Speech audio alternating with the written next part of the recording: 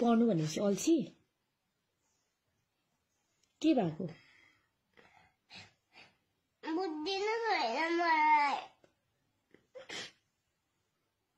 कसरी छैन बुद्धि चाहिँ अन्त हरायो मेरो बुद्धि कहाँ गयो घुम्नु गयो नजान्नु भन्नु पर्दैन म पढ्नु पर्छ भन्नु पर्दैन गयो त हाल्यो अब त्यसो भए अहिले बुद्धि छैन पढ्दैन पर्दैन बुद्धि छैन कहिले आउँछ बुद्धि बुद्धि राति राति सुत्ने कि पढ्ने राति पढ्ने भनेपछि राति पढ्ने राति पढ्ने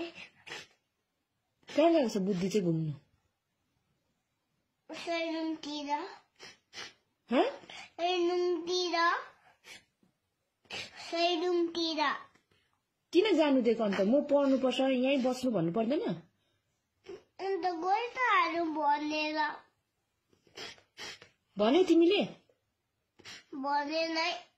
उता फर्केर बुद्धि भएको थिएँ सुनेन